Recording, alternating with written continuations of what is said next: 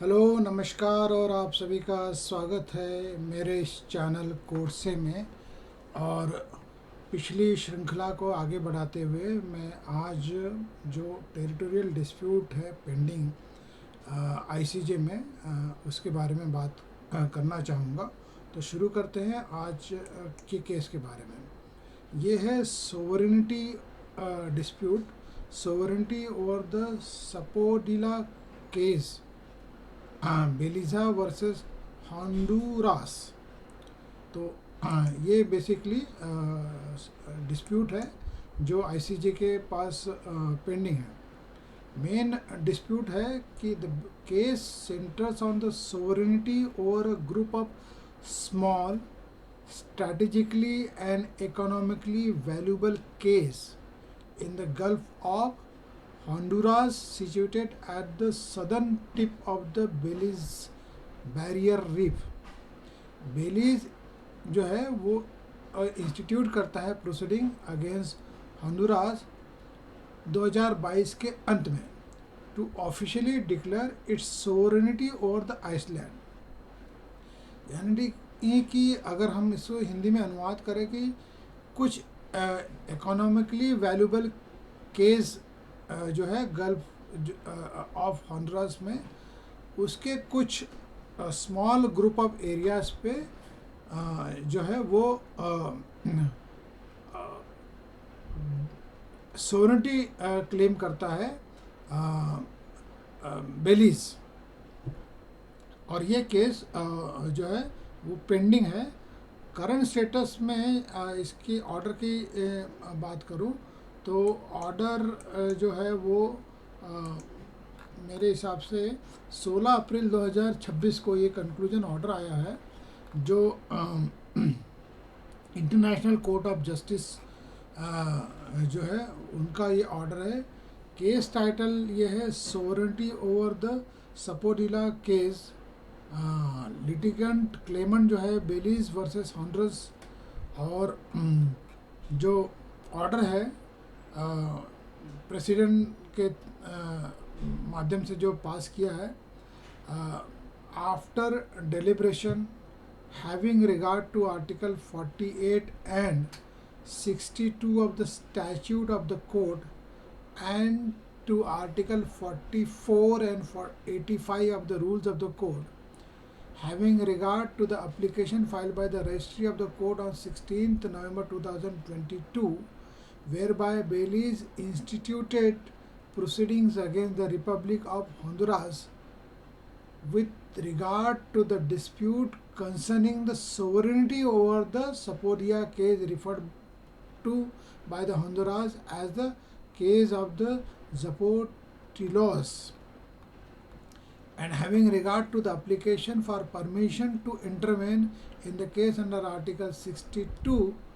of the statute of the code filed by the Republic of Guatemala on 1st December 2023।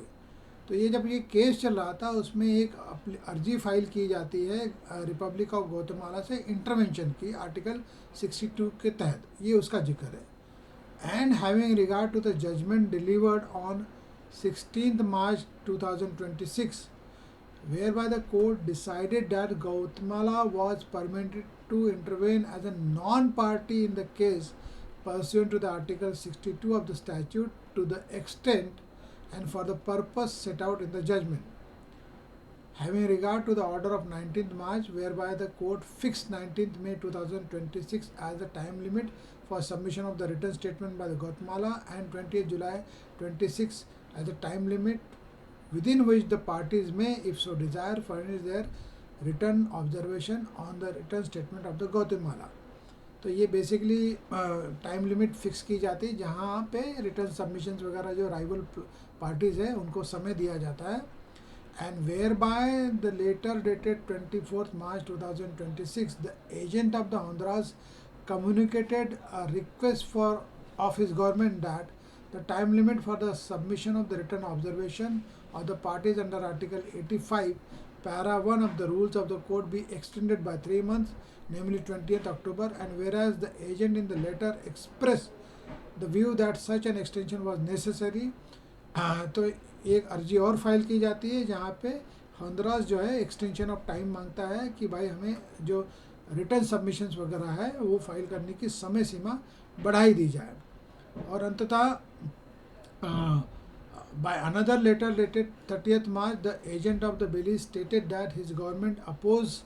Honduras' request, drawing attention to the significant amount of time that Honduras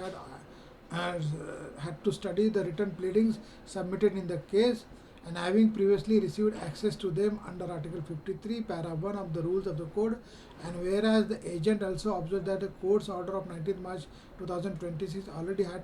taken into account the position of the parties in Guatemala as expressed during the hearing in November 2025 on procedural timetable in present case, and whereas by letter dated 1st April, the agent of Guatemala stated that her government considered that the extension requested by Honduras was excessive under the circumstances, and in that case, all participants in the proceedings should be allocated an equal time for filing their return submissions. तो basically ये है जब Honduras extension मांगता है तो बेलीज और जो intervening party है ग्वाटेमाला वो उसे ऑब्जेक्ट करते हैं कि इस तरह का एक्सटेंशन नहीं देना चाहिए, जो रिलेवेंट जो रूल्स है उसको कोट करते हुए। इन सब को मद्देनज़र रखते हुए taking into the views express by the party and the intervening state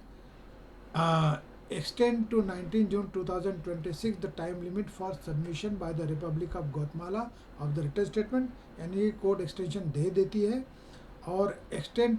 to 21st September 2026 the time limit within which the parties may, if they so desire,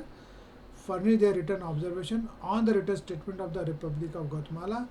and result for the further discussion. तो ये जो है basically intervention application file करने के बाद में Honduras की तरफ से जो एक्सटेंशन की जिरा की जाती है और जिसके अपोजिशन में ये कहा जाता है कि इस तरह का एक्सटेंशन नहीं देना चाहिए, फिर भी पार्टी के राइवल कंटेंशन को समझते हुए मद्देनज़र रखते हुए आईसीजे जो है एक स्पेसिफिक डायरेक्शन देता है जिसमें टाइम एक्सटेंशन 19 जून 2026 ग्वाटेमाला को रिटर्न स्टेटमेंट फाइल करने का और 21 सितंबर 2026 जो है वो जो पार्टीज़ है उनको कहा गया है कि to furnish their written observation on the written statement of the Republic of the Guatemala और reserved for the subsequent procedure for further direction. तो ऑब्वियसली अभी 19 जून और 21 सितंबर